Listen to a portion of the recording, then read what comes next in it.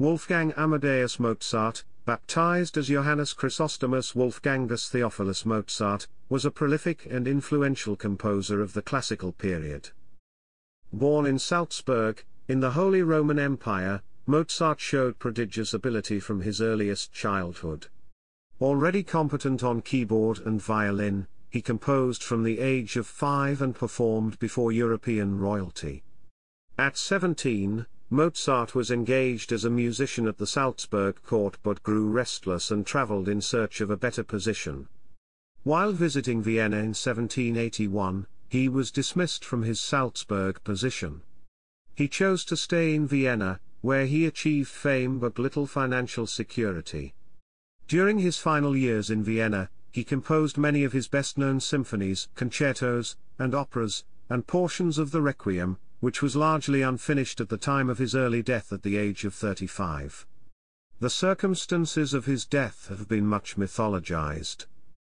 He composed more than 600 works, many of which are acknowledged as pinnacles of symphonic, concertante, chamber, operatic, and choral music. He is considered among the greatest classical composers of all time, and his influence on Western music is profound.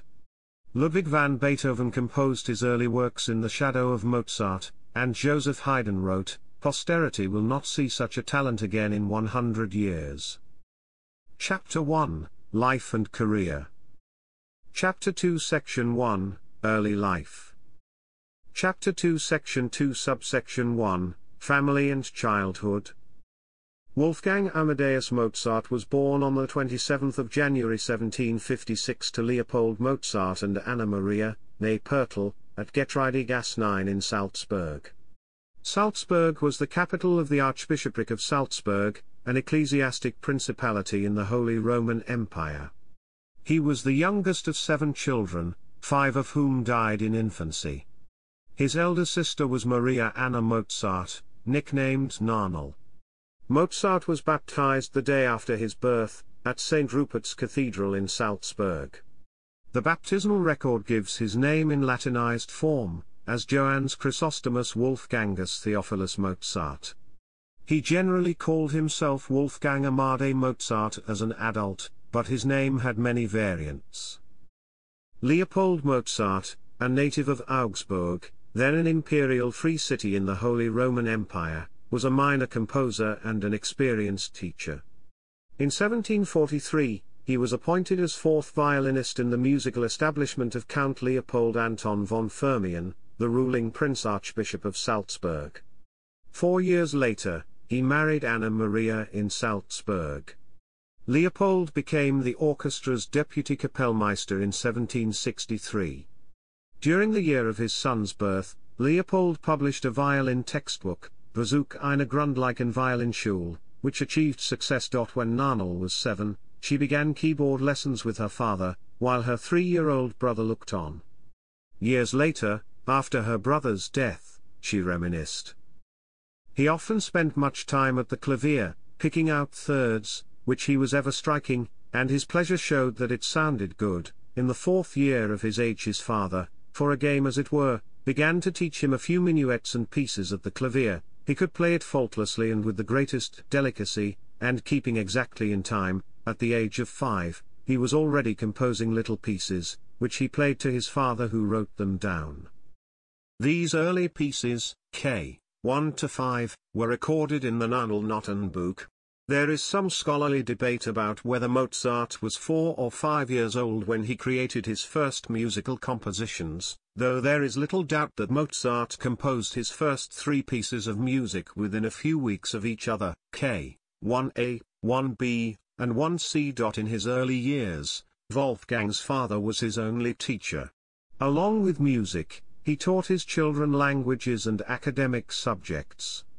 Solomon notes that, while Leopold was a devoted teacher to his children, there is evidence that Mozart was keen to progress beyond what he was taught.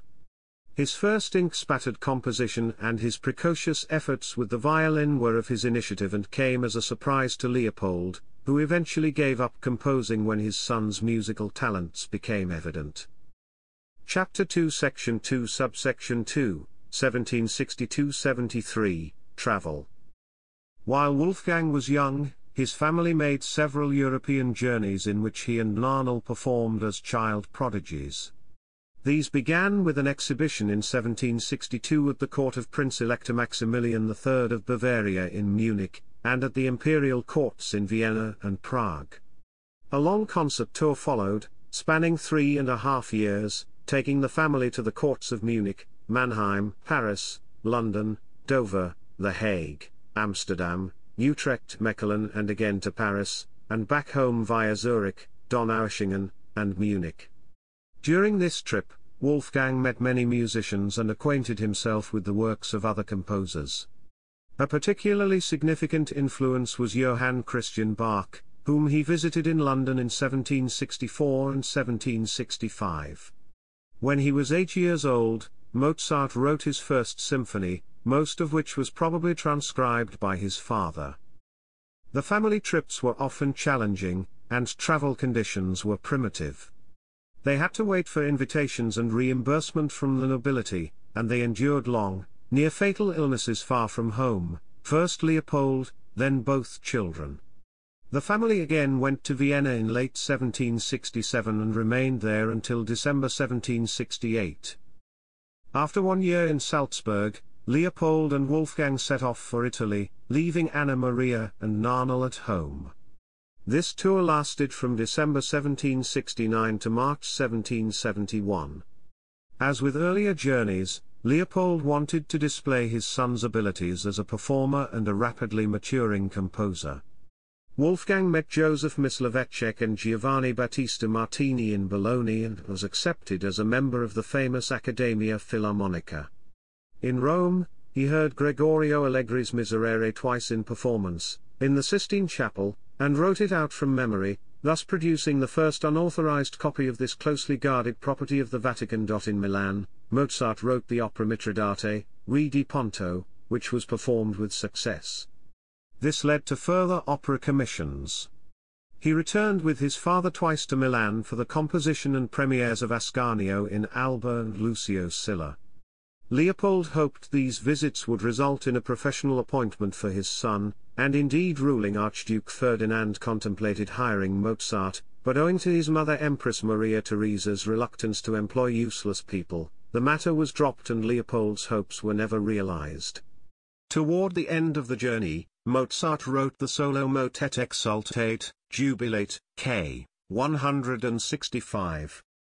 Chapter 2 Section 2, 1773-77, Employment at the Salzburg Court. After finally returning with his father from Italy on the 13th of March 1773, Mozart was employed as a court musician by the ruler of Salzburg, Prince Archbishop Hieronymus Colloredo. The composer had many friends and admirers in Salzburg and had the opportunity to work in many genres, including symphonies, sonatas, string quartets, masses, serenades, and a few minor operas. Between April and December 1775, Mozart developed an enthusiasm for violin concertos, producing a series of 5, which steadily increased in their musical sophistication. The last 3, K. 216, K. 218, K. 219, are now staples of the repertoire. In 1776, he turned his efforts to piano concertos, culminating in the E-flat Concerto K. 271 of early 1777, considered by critics to be a breakthrough work. Despite these artistic successes, Mozart grew increasingly discontented with Salzburg and redoubled his efforts to find a position elsewhere. One reason was his low salary, 150 florins a year. Mozart longed to compose operas, and Salzburg provided only rare occasions for these. The situation worsened in 1775 when the court theatre was closed, especially since the other theatre in Salzburg was primarily reserved for visiting troops. 2 long expeditions in search of work interrupted this long Salzburg stay. Mozart and his father visited Vienna from 14 July to the 26th of September 1773, and Munich from the 6th of December 1774 to March 1775. Neither visit was successful, though the Munich journey resulted in a popular success with the premiere of Mozart's opera La Finta Giardiniera. Chapter 2 Section 3, 1777-78, Journey to Paris. In August 1777, Mozart resigned his position at Salzburg and on the 23rd of September ventured out once more in search of employment, with visits to Augsburg, Mannheim, Paris, and Munich. Mozart became acquainted with members of the famous orchestra in Mannheim, the best in Europe at the time. He also fell in love with Aloysia Weber, one of 4 daughters of a musical family. There were prospects of employment in Mannheim, but they came to nothing, and Mozart left for Paris on the 14th of March 1778 to continue his search. One of his letters from Paris hints at a possible post as an organist at Versailles, but Mozart was not interested in such an appointment. He fell into debt and took to pawning valuables. The nadir of the visit occurred when Mozart's mother was taken ill and died on the 3rd of July 1778. There had been delays in calling a doctor, probably, according to Halliwell, because of a lack of funds. Mozart stayed with Melchior Grimm, who, as a personal secretary of the Duc d'Orléans, lived in his mansion. While Mozart was in Paris, his father was pursuing opportunities of employment for him in Salzburg. With the support of the local nobility, Mozart was offered a post as court organist and concertmaster. The annual salary was 450 florins, but he was reluctant to accept. By that time, relations between Grimm and Mozart had cooled, and Mozart moved out. After leaving Paris in September 1778 for Strasbourg, he lingered in Mannheim and Munich, still hoping to obtain an appointment outside Salzburg. In Munich, he again encountered Aloysia, now a very successful singer, but she was no longer interested in him.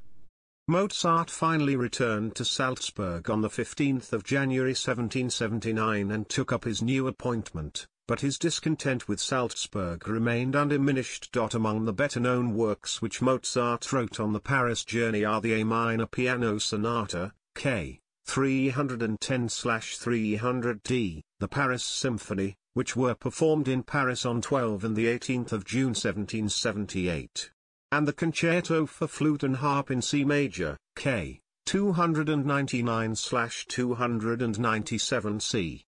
Chapter 2 Section 4, Vienna. Chapter 2 Section 5 Subsection 1, 1781, Departure. In January 1781, Mozart's Opera Domineo premiered with considerable success in Munich. The following March, Mozart was summoned to Vienna, where his employer, Archbishop Colloredo, was attending the celebrations for the accession of Joseph II to the Austrian throne.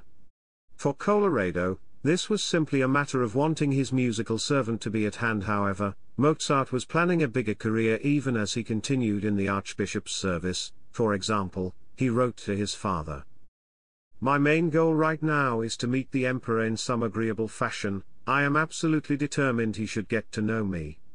I would be so happy if I could whip through my opera for him and then play a fugue or two, for that's what he likes."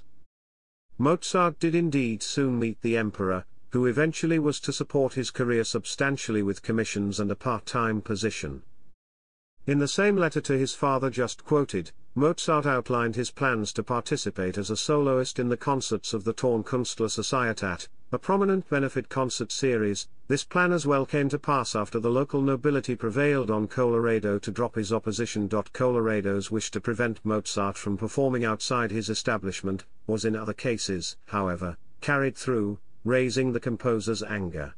One example was a chance to perform before the Emperor at Countess Thun's for a fee equal to half of his yearly Salzburg salary. The quarrel with the Archbishop came to a head in May. Mozart attempted to resign and was refused. The following month, permission was granted, but in a grossly insulting way. The composer was dismissed literally with a kick in the ass, administered by the Archbishop's steward, Count Arco. Mozart decided to settle in Vienna as a freelance performer and composer. The quarrel with the Archbishop went harder for Mozart because his father sided against him. Hoping fervently that he would obediently follow Colloredo back to Salzburg, Mozart's father exchanged intense letters with his son, urging him to be reconciled with their employer. Mozart passionately defended his intention to pursue an independent career in Vienna. The debate ended when Mozart was dismissed by the archbishop, freeing himself both of his employer and of his father's demands to return. Solomon characterizes Mozart's resignation as a revolutionary step, and it significantly altered the course of his life. Chapter 2, Section 5, Subsection 2, Early Years. Mozart's new career in Vienna began well. He often performed as a pianist, notably in a competition before the emperor with Muzio Clementi on the 24th of December 1781, and he soon had established himself as the finest keyboard player in Vienna. He also prospered as a composer, and in 1782 completed the opera Die Entführung aus dem Serail, which premiered on the 16th of July 1782 and achieved considerable success. The work was soon being performed throughout German-speaking Europe, and thoroughly established Mozart's reputation as a composer. Near the height of his quarrels with Colloredo, Mozart moved in with the Weber family, who had moved to Vienna from Mannheim. The father, Fridolin, had died, and the Webers were now taking in lodgers to make ends meet. Chapter 2, Section 5, Subsection 3, Marriage and Children. Aloysia, who had earlier rejected Mozart's suit, was now married to the actor and artist, Joseph Lang. Mozart's interest shifted to the third Weber daughter, Constanze. The courtship did not go entirely smoothly. Surviving correspondence indicates that Mozart and Constanze briefly separated in April 1782. Mozart faced a challenging task in getting his father's permission for the marriage. The couple were finally married on the 4th of August 1782 in St. Stephen's Cathedral, the day before his father's consent arrived in the mail. The couple had 6 children, of whom only 2 survived infancy.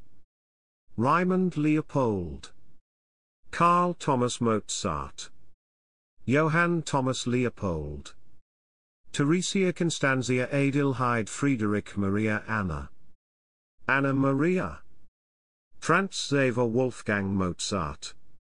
Chapter 2, Section 5, 1782-87. In 1782 and 1783, Mozart became intimately acquainted with the work of Johann Sebastian Bach and George Friedrich Handel as a result of the influence of Gottfried van Swieten, who owned many manuscripts of the Baroque masters. Mozart's study of these scores inspired compositions in Baroque style and later influenced his musical language, for example in fugal passages in Die Zauberflöte and the finale of Symphony No. 41. In 1783, Mozart and his wife visited his family in Salzburg. His father and sister were cordially polite to Constanze, but the visit prompted the composition of one of Mozart's great liturgical pieces, the Mass in C minor. Though not completed, it was premiered in Salzburg, with Constanze singing a solo part. Mozart met Joseph Haydn in Vienna around 1784, and the two composers became friends. When Haydn visited Vienna, they sometimes played together in an impromptu string quartet. Mozart's 6 quartets dedicated to Haydn date from the period 1782 to 1785, and are judged to be a response to Haydn's Opus 33 set from 1781. Haydn in 1785 told Mozart's father, "I tell you before God, and as an honest man, your son is the greatest composer known to me by person and repute. He has taste and what is more the greatest skill in composition." From 1782 to 1785 Mozart mounted concerts with himself as a soloist, presenting 3 or 4 new piano concertos in each season. Since space in the theaters was scarce, he booked unconventional venues, a large room in the Trattenhof, and the ballroom of the Mailgrube. The concerts were very popular, and the concertos he premiered at them are still firm fixtures in the repertoire. Solomon writes that during this period, Mozart created a harmonious connection between an eager composer-performer and a delighted audience, which was given the opportunity of witnessing the transformation and perfection of a major musical genre. With substantial returns from his concerts and elsewhere, Mozart and his wife adopted a rather luxurious lifestyle. They moved to an expensive apartment, with a yearly rent of 460 florins. Mozart bought a fine fortepiano from Anton Walter for about 900 florins, and a billiard table for about 300. The Mozarts sent their son Carl Thomas to an expensive boarding school and kept servants. Saving was therefore impossible, and the short period of financial success did nothing to soften the hardship the Mozarts were later to experience. On the 14th of December 1784, Mozart became a Freemason, admitted to the lodge Sir Walter Tischkiet. Freemasonry played an essential role in the remainder of Mozart's life. He attended meetings, a number of his friends were Masons, and on various occasions, he composed Masonic music, for example the Maurerische Trauer music. Chapter 2 Section 6 Subsection 1, 1786-87, Return to Opera. Despite the great success of Die Entführung aus dem Serail, Mozart did little operatic writing for the next 4 years, producing only 2 unfinished works and the one-act Der Schauspieldirektor. He focused instead on his career as a piano soloist and writer of concertos. Around the end of 1785, Mozart moved away from keyboard writing, and began his famous operatic collaboration with the librettist Lorenzo da Ponte. 1786 saw the successful premiere of The Marriage of Figaro in Vienna. Its reception in Prague later in the year was even warmer, and this led to a second collaboration with da Ponte, the opera Don Giovanni, which premiered in October 1787 to acclaim in Prague, but less success in Vienna in 1788. The two are among Mozart's most famous works and are mainstays of the operatic repertoire today, though at their premieres their musical complexity caused difficulty both for listeners and for performers. These developments were not witnessed by Mozart's father, who had died on the 28th of May 1787. In December 1787, Mozart finally obtained a steady post under aristocratic patronage. Emperor Joseph II appointed him as his chamber composer, a post that had fallen vacant the previous month on the death of Gluck. It was a part-time appointment, paying just 800 florins per year, and required Mozart only to compose dances for the annual balls in the Redoutensaal. This modest income became important to Mozart when hard times arrived. Court records show that Joseph aimed to keep the esteemed composer from leaving Vienna in pursuit of better prospects. In 1787, the young Ludwig van Beethoven spent several weeks in Vienna, hoping to study with Mozart. No reliable records survive to indicate whether the two composers ever met. Chapter 2 Section 6, Later Years. Chapter 2 Section 7 Subsection 1, 1788-90. Toward the end of the decade, Mozart's circumstances worsened. Around 1786 he had ceased to appear frequently in public concerts, and his income shrank. This was a difficult time for musicians in Vienna because of the Austro-Turkish War. Both the general level of prosperity and the ability of the aristocracy to support music had declined. By mid-1788, Mozart and his family had moved from central Vienna to the suburb of Alsergrund. Although it has been suggested that Mozart aimed to reduce his rental expenses, research shows that by moving to the suburb, Mozart had not reduced his expenses, but merely increased the housing space at his disposal. Mozart began to borrow money, most often from his friend and fellow mason Michael Puchbeck. A pitiful sequence of letters pleading for loans survives. Maynard Solomon and others have suggested that Mozart was suffering from depression, and it seems his output slowed. Major works of the period include the last 3 symphonies, and the last of the 3 da Ponte operas, Così fan tutti, premiered in 1790. Around this time, Mozart made some long journeys hoping to improve his fortunes, to Leipzig, Dresden, and Berlin in the spring of 1789, and Frankfurt, Mannheim, and other German cities in 1790. Chapter 2 Section 7 Subsection 2, 1791. Mozart's last year was, until his final illness struck, a time of high productivity, and by some accounts, one of personal recovery. He composed a great deal, including some of his most admired works, the opera The Magic Flute, the final piano concerto, the clarinet concerto K. 622, the last in his series of string quintets, the motet Ave Verum Corpus K. 618, and the unfinished Requiem K. 626. Mozart's financial situation, a source of anxiety in 1790, finally began to improve. Although the evidence is inconclusive, it appears that wealthy patrons in Hungary and Amsterdam pledged annuities to Mozart in return for the occasional composition. He is thought to have benefited from the sale of dance music written in his role as imperial chamber composer. Mozart no longer borrowed large sums from Puchbeck and made a start on paying off his debts. He experienced great satisfaction in the public success of some of his works, notably the Magic Flute and the Little Masonic Cantata K. 623, premiered on the 17th of November 1791. Chapter 2 Section 7 Subsection 3, Final Illness and Death. Mozart fell ill while in Prague for the premiere, on the 6th of September 1791, of his opera La Clemenza di Tito, which was written in that same year on commission for the emperor's coronation festivities. He continued his professional functions for some time and conducted the premiere of the Magic Flute on the 30th of September. His health deteriorated on the 20th of November, at which point he became bedridden, suffering from swelling, pain, and vomiting. Mozart was nursed in his final illness by his wife, and her youngest sister, and was attended by the family doctor, Thomas Franz Closet. He was mentally occupied with the task of finishing his Requiem, but the evidence that he dictated passages to his student Franz Xaver Süssmayr is minimal. Mozart died in his home on the 5th of December 1791 at 12:55 a.m. The New Grove describes his funeral. Mozart was interred in a common grave, in accordance with contemporary Viennese custom, at the St. Mark's Cemetery outside the city on the 7th of December. If, as later reports say, no mourners attended, that too is consistent with Viennese burial customs at the time. Later Otto Jahn wrote that Salieri, Süssmayr, Van Swieten and 2 other musicians were present.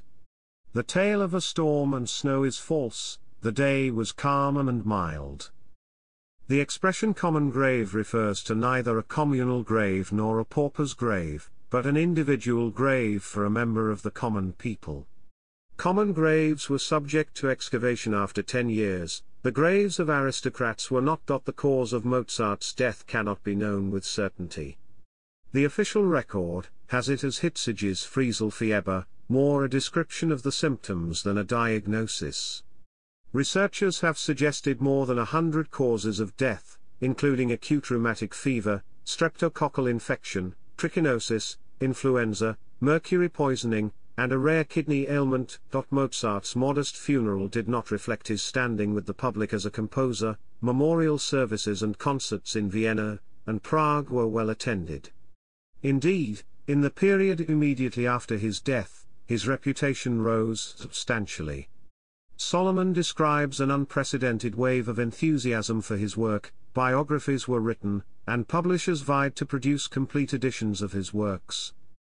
Chapter 2, Appearance and Character.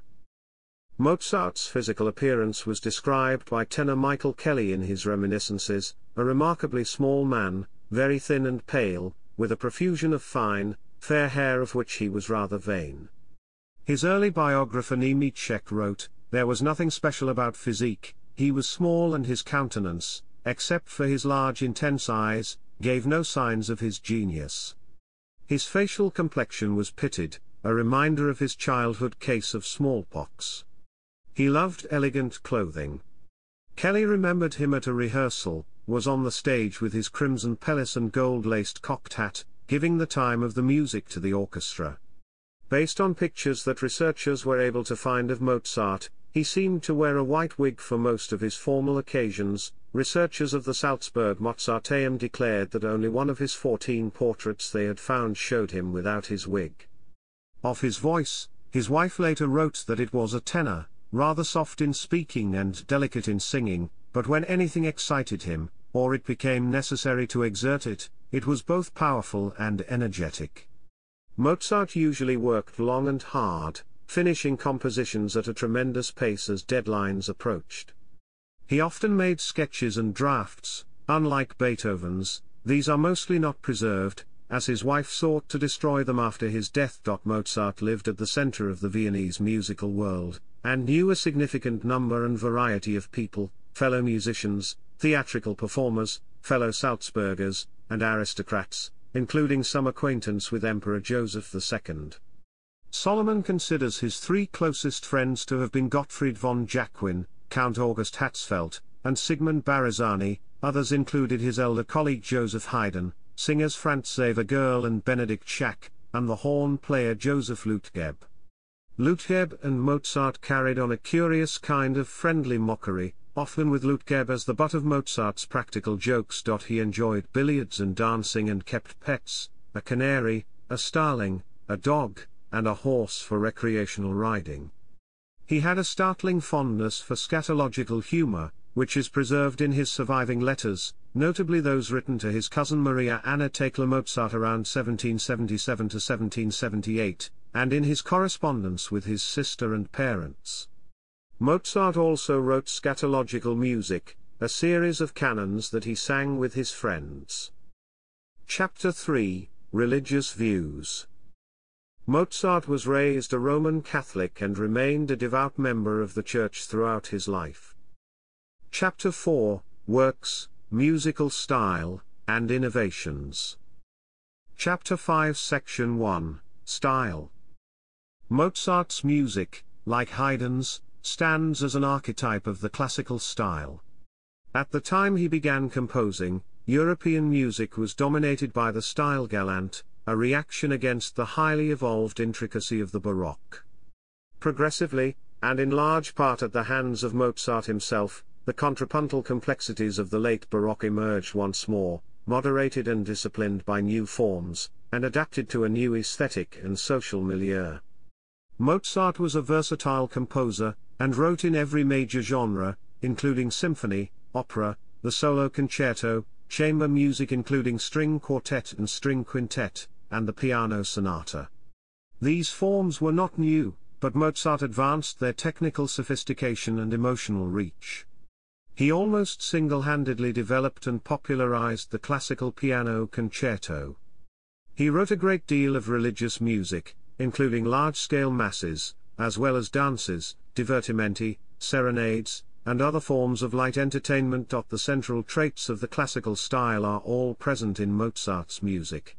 Clarity, balance, and transparency are the hallmarks of his work, but simplistic notions of its delicacy mask the exceptional power of his finest masterpieces, such as the Piano Concerto No. 24 in C minor, K. 491, the Symphony No. 40 in G minor, K. 550, and the opera Don Giovanni. Charles Rosen makes the point forcefully. It is only through recognizing the violence and sensuality at the center of Mozart's work that we can make a start towards a comprehension of his structures, and an insight into his magnificence.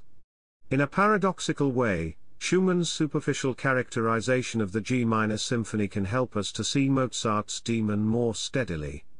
In all of Mozart's supreme expressions of suffering and terror, there is something shockingly voluptuous. During his last decade, Mozart frequently exploited chromatic harmony. A notable instance is his string quartet in C major, K. 465, whose introduction abounds in chromatic suspensions, giving rise to the work's nickname, the Dissonance Quartet. Mozart had a gift for absorbing and adapting the valuable features of others' music. His travels helped in the forging of a unique, compositional language. In London as a child, he met J.C. Bach and heard his music. In Paris, Mannheim, and Vienna he met with other compositional influences, as well as the avant-garde capabilities of the Mannheim Orchestra. In Italy, he encountered the Italian overture and opera buffa, both of which deeply affected the evolution of his practice.